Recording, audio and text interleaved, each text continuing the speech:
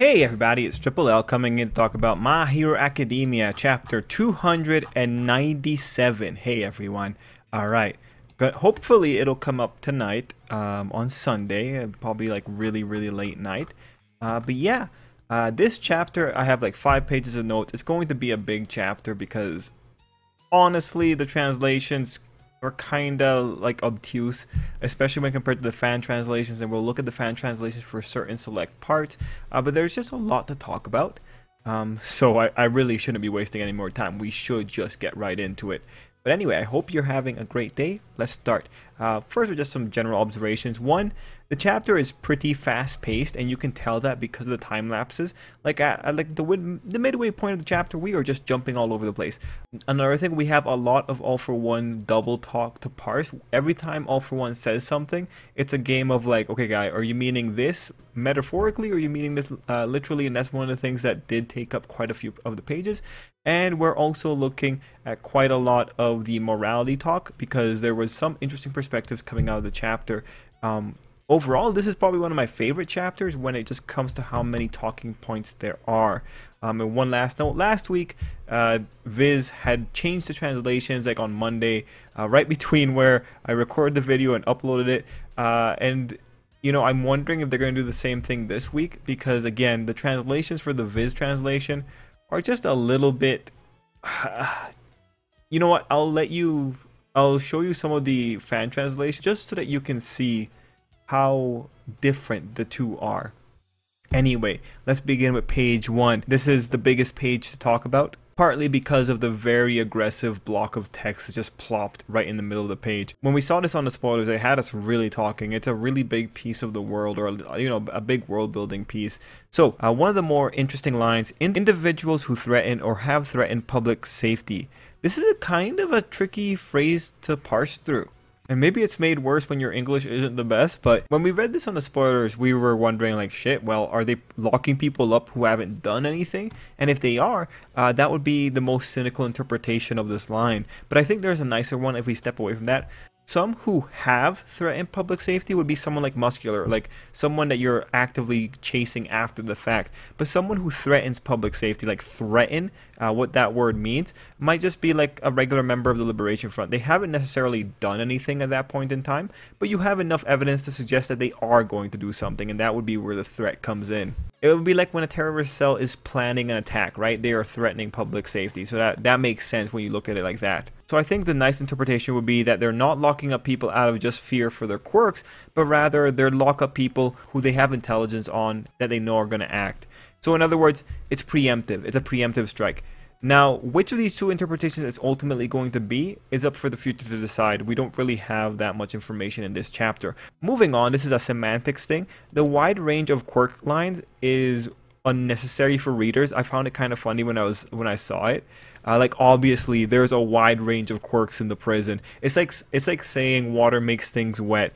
Did you know there's a wide range of quirks in an elementary school? Like it surprised even President Mike. Did you know there's a wide range of quirks in Hero Academia Society? I mean, again, it's a stupid statement to have. I do think this is an issue of the translation. It came out a little bit wonky because it just makes that line just like super redundant. Now that said, the idea of reminding readers that there is a wide range of quirks in there might have had a legitimate logical thought behind it. That being that it's important to remind readers that All For One is a character linked to rhetoric about wide ranges of quirks, right? Like All For One is the character that looks at UA as a harvesting ground that gathers cool new quirks. Similarly, Tartarus has gathered the most dangerous quirks technically, right? Especially when you have later in the chapter All For One mentioning that he needs villains. Yes, reminding readers that there is a wide range of quirks is worthwhile. So for this part, allow me to just show you the first example of how obtuse the Viz translation is when conveying the same kind of ideas, because ultimately the problem with the Viz translation is that it's just so roundabout. It just feels so unnatural. For instance, here is the fan translation. Look how quickly we got to the idea of there being dangerous quirk users. Located 5 kilometers off the coast of the mainland, this prison has been built to house vast amounts of dangerous and diverse quirk users. Already, that is a significantly better line. And it's only like, it's one sentence in, as opposed to whatever Viz did, where you end up like, what, 5 lines before you even get to the point of a wide range of quirks?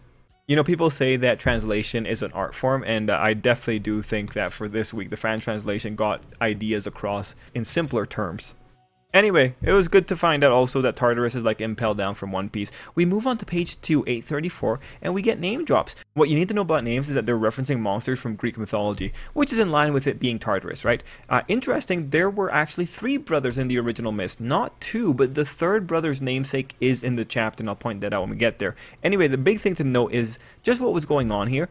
I had to reread the chapter to make sure I didn't misunderstand, so All For One, like a good boy, approached the gate that led to the bridge. I honestly kind of wonder why he didn't just go in from the sky from the beginning, but it may have just been All For One being careful or something. Like, I don't know. I wouldn't be behind Nomu taking fire, but hey, it's All For One. Anyway, All For One busted down the mainland door. Page 3, we find out a guy is dead. Okay, page 4, a largely worthless page aside from the entertainment factor. We do see these effects, which at the bottom of the page, we do see these effects, which may indicate that All For One used an EMP blast at this layer as well. So that's cool. Page 5 jumps us to the lowest stratum of the jail, where they're talking about Makia. I kind of do wish they kept the Prune face instead of Mush face, but you know, whatever. You know, translation is an art form. Anyway, page 5 is legitimately a super interesting page where we see some jaded talk. Okay, so let's walk through this first. Let's understand the guards. They're in charge of keeping an eye on people who have murdered many in cold blood, such as Muscular and Moonfish. They keep an eye on people who quite literally brought society to its knees, All For One. They keep an eye on ideological killers like Stain. And they keep an eye on a child abuser so horrific he would kill the child before reviving her moments later, only so he could kill her again. Them being jaded about these people makes sense. They're seeing quite literally the worst in humanity, although I will say they are perhaps too jaded, just with some of their dialogue. But that might be also the Viz translation making things so obtuse. I hope that this hate is being directed at people who have done wrong, and not people who they were afraid would do wrong. I like just touching on that original idea we had on the first page. Anyway, when it comes to what these guys are saying, I agree with Makia being a disaster on legs. One of the guards also brings up the Hearts and Minds Party. For those that don't recall, that's the political party that Trump had led. The idea there being that there might be politically motivated attempts to help murderous villains out of jail. And that is a scary idea, but that's politics. It's unfortunate to see that kind of thing here. It's scary to see that aspect of real life kind of coming out here. Anyway, it was interesting to have that angle brought up in general. I do appreciate that, as dirty as it is. And then we have talk about the human rights violations. Really interesting. I can totally see how that comes about, but this is a really tricky situation that can really only exist in modern superhero fiction. I really want to talk about this topic, so let's start with looking at One Piece. In One Piece, you have Impel Down. In Impel Down, people are boiled alive as an initiation into the prison, among many other things. The prison is full of monsters and crazy biomes, but you know what? Human rights violations, no one has ever brought that up at all. That's not even something that crosses the mind. And the reason for that is, one, the majority of the people in there are legitimately some of the worst people in the world, the majority. And second, because in the world of One Piece, you have people that can shrug off being boiled alive like it's nothing. And you also have people who are capable of massive destruction if you're not careful. So what I want to say is that a story's framing does matter when it comes to this kind of stuff. In One Piece, you're inundated with fantastical displays of strength and fantastical government systems. But in Hero Academia, it's sort of like what the guard says, quirks have warped the standards for humanity. The reality is, in Hero Academia, the magnitude of destruction a quirk can cause hasn't been fully appreciated by the population, but the magnitude by which a person can be discriminated for their quirk has been understood, which leads us into a very difficult situation within the Hero Academia society. But going back to the human rights, in this case, do you want to give All For One rights? Really? Like, you give All For One rights, and he might end up taking rights away from 1,000 people immediately. That's just the kind of danger he poses. I think this is, again, another situation where society just isn't aware of how bad things can be. Now, mind you, not everyone is All For One, but the fact remains the degree of precaution taken should be proportional to the danger. And we do see that in the chapter. But again, you know, if it means keeping All For One in a secure place, I don't care if they take away his human rights. I don't think he has human rights at that point. At some point, you gotta say they've forfeited it. after the magnitude of their crimes. Of course, another thing to note is that when it comes to superhero fiction, not getting rid of your villains is a recipe for destruction. Every day that they live is every day that they have a chance of breaking out and causing havoc. So really, when it comes to this kind of fiction, the question is, do you wait for your villains to die peacefully, for them to find salvation and reform, or for them to break out and hurt more people? I know the idea of reform is really attractive, but unfortunately for this type of narrative, that rarely doesn't happen when it comes to the most heinous, most background characters. And of course, like we could also bring up Batman and the Joker. The Joker always gets out to cause more havoc. Like really, people like Moonfish, do you really need Moonfish in society? He was already on death row. You should have just gotten rid of him. But whatever, you know, whatever. They mentioned also that there is a situation where things could be leaked, which just is to say that society is not 100% all on the same page when it comes to the treatment of villains, which in some areas is a good thing. But when it comes to All for One, nah, not really. Anyway, page 6, another important page. In this page, we see a character that the internet has fallen in love with. Now, one thing I want to say very quickly about this girl is that she's being brought up in the same page that they bring up people like Moonfish, Muscular, Chisaki, and Stain, all known murderers, not to mention bringing her up along with All for One. There is no reason to believe that this girl is nice. There's no reason at all. This might be a sociopath. This might be the type of girl who can smile at people while also breaking their necks. I'm referring to Redestro in case you don't remember. But yeah, no. Like, sure, she's a pretty lady. I'm sure like she's ticking some boxes for some people. But like right now, Toga's left the villains. This just seems like this is the token female. There's quite literally only one female in the villain group that's been presented to us here. It really does feel like she's the token female. People also said that she might be related to another character. You know, this is just a perspective of a guy that's been reading manga for a very long time. I would say, you know, it's fun to have your theories, but don't get too invested in them. The chances that she's related to a character we already know, I think it's better to assume that it's very low. We just got Dobby recently being Toya. I don't think we're going to get that many connections, right? That's all I would say. I'm excited to see what she's going to do in the future, but I'm also even more excited to see many people on Twitter getting disappointed about what happens with the character. Anyway, here we also see other villains. We see that Muscular and his room has dents. We see Shizaki is not bound, and we see the same for Stain. And we see that Moonfish is in a straitjacket. So what's important to note here is, again, everyone's being treated kind of differently. And I believe last time we saw Stain, he was actually in a straitjacket. So him being out of a straitjacket might be an effect of maybe All Might having talked to him. Maybe he's become a little bit more peaceful. It's also important to note that Stain was not seen in the rest of the chapter. This is the only image we have of Stain. So Stain might end up being a guy that tells us what happened at the prison after a point in time, which would be really cool. Like, what if Horikoshi jumps to seeing the kids next week and we don't know what happens afterward, and then it's Stain telling us the story? That'd be pretty neat. I'd like to see that little narrative trick if Horikoshi could pull it off. Anyway, looking at the dialogue, I do want to say I do think it's a little bit too far to call them disgusting beings. My perspective is, before quirks, someone like Muscular, you know, he would still be around. Psychopaths exist and they always have existed. A psychopath or sociopath that has acted on their lack of morals is scary, but they aren't necessarily that far beyond human, which leads to the warped line. And honestly, this line is a little tough to understand. One of the first reads I have is that they might be saying that people became more lenient on villains because maybe they think the person wouldn't be a villain without the quirk, or something like that, something that absolves the responsibility from the person slightly. Or it might be something like maybe people want to be nicer to villains because they see them as kind of gags. Like, they see them as people for heroes to handle. Like, remember the first chapter of Hero Academia? You had people like smiling all the while there's a giant villain rampaging in the background. It might just speak to how detached people are from the gravity of the fact of a villain. Again, this might be talking more about how Hero Society has made the common folk complacent and, again, not fully aware of the dangers that a villain possesses. Anyway, again, it's a weird line to go through because it's saying that these guys got to stay out of jail longer, not because their quirks helped them evade capture, but because society allowed them to use their quirks for longer. That's what that line is saying. Because otherwise, you don't talk about the standards of humanity. Now, we can't leave this page without looking at the fan translation. Here is the fan translation for the same page of page 6.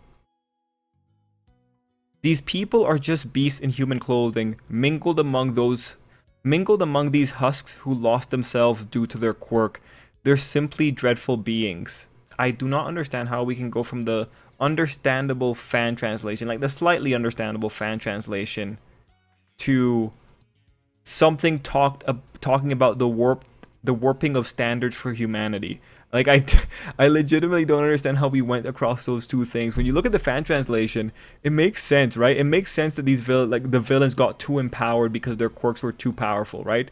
Like, Muscular is drunk on his quirk. All for One is drunk on quirks. That makes sense. It's just interesting how we made such a giant jump in rhetoric from these two pages. But I think there's one more instance of weirdness for you guys to check out. Page 7, we can see that the gate was destroyed. Page 8, we have Kotus deploying. This is the third brother from the myth.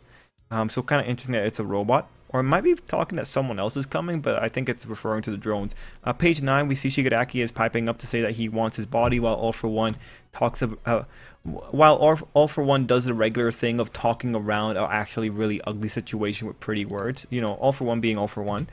Page 10 is an All For One manipulation page. What he ultimately says is that, hey, having your body hijacked was part of the deal. It was only because you were strong enough that you could get here anyway. What's important to note is that when it comes to manipulation, a tactic is to make the other party feel like they were part of the manipulation.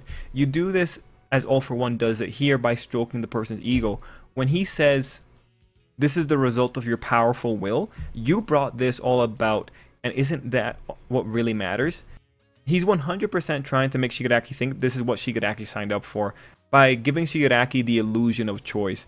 He's really like a devil in this particular scene. Page 11, we go to an inner world, while All For One uses the K in the real world. The most important thing here is the "after all, you're the next me" line.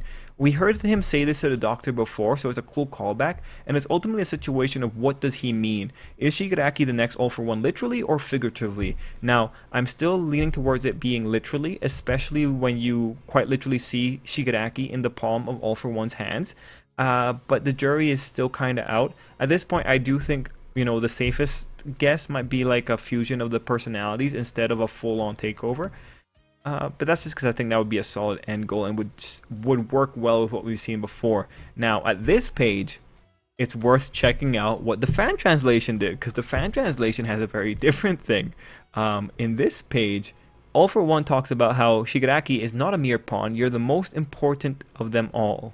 Which is kind of consistent, but then where you have Viz saying, after all, you're the next me, All For One is saying, you're the most important of them all, my future king. So ultimately, let's look at the fan translation. What does it mean to call Shigaraki a king?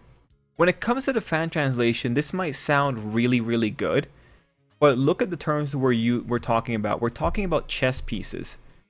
Even if Shigaraki's not a pawn, the fact that you still call him a king still says that you are moving him on a board. He is still just a chess piece. It's actually really interesting. With the fan translation's interpretation, what you ultimately see is that All For One thinks Shigaraki is vital to his plans, but because of the chess rhetoric, he is saying that he's still the one in control of Shigaraki. In the same way that in a chess game, you are still in control of your king, but quite literally without your king, you can't play. And when you look at what All For One said in the previous chapter about him taking his turn, you can quite literally interpret this as All For One saying that he's not going to be able to continue taking turns if Shigaraki isn't on the board.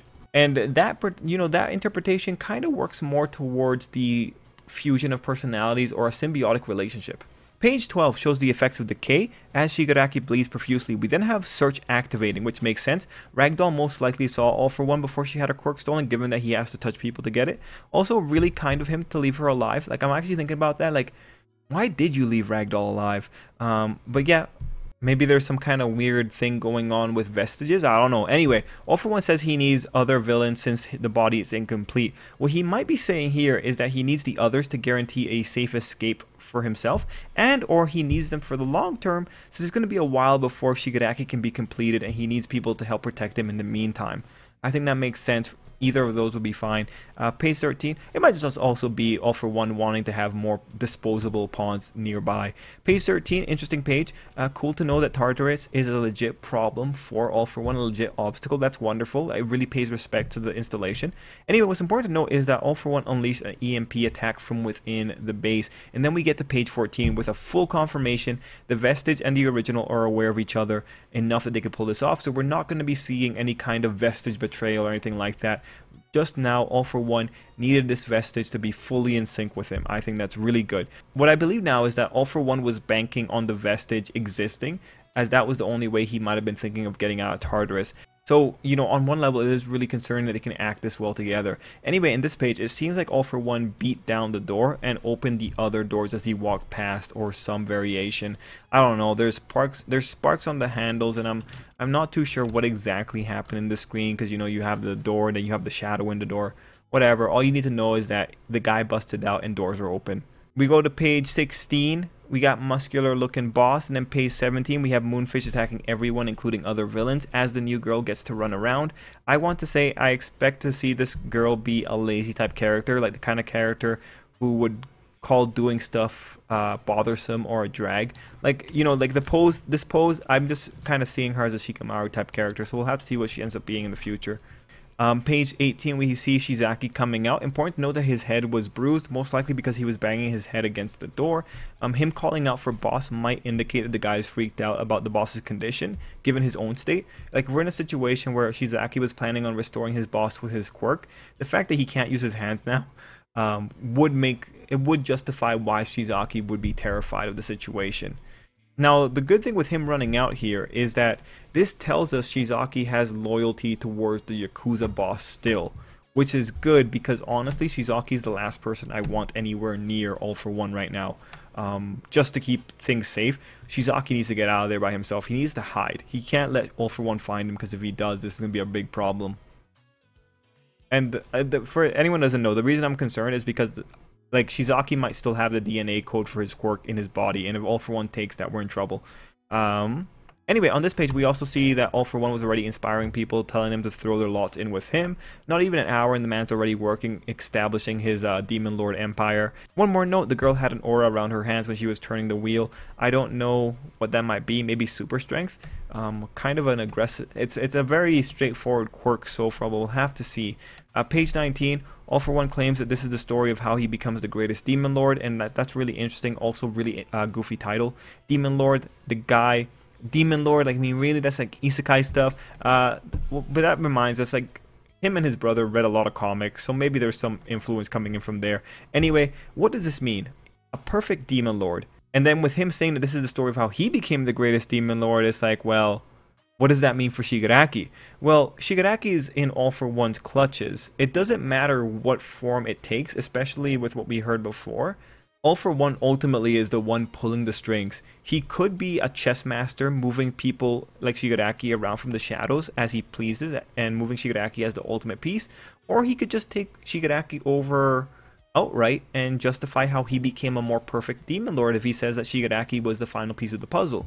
Either way, All For One makes it clear when he says that he is going to be the greatest Demon Lord. He wants to stand at the top. And of course, that line does echo Izuku's own line of he's going to be the greatest hero, or he became the greatest hero ever. To be the greatest hero, you could say you need to take down the greatest demon. Anyway, that's the end of the chapter. What do I think is going to happen next week? Well, honestly, I'm very scared for Shigaraki right now. Muscular has noticed Shigaraki is around, and then All For One is talking about, hey guys, bear witness. Like, he might be saying, like, bear witness to the new age I'm about to bring in, but it might be a situation where something big, All For One is expecting something big to go down right here. From my perspective right now, like, again, I feel Shigaraki would try to kill All For One. I feel that's a legitimate thing to expect from Shigaraki, depending on how much control Shigaraki has right now. But again, I do think that if All For One lets Shigaraki kills him, I think Shigaraki's walking even further into All For One's plans. Again, I'm a big fan of the idea that the vestige gets stronger when someone dies. So Scary stuff for Shigaraki here, man. Scary stuff. But yeah, next week. I don't know, man. I kind of want to just go back to school. I want to see the kids. I want to live a happy life. But there's so many things going on. Stain's not around. Shizaki's running away. What's going to happen next? You know, I would love to get the continuation of this, but I don't know. I don't know. Right now, though, I will definitely put my bets on Shigaraki trying to dust All For One. What happens after he makes the attempt? I don't know, but I'm excited. Anyway, everyone, let me know what you thought down below. I'm going to cut it there. We've got this done in like 32 minutes. Great. Thank you all for watching. Until next time, I hope you have an absolutely great day.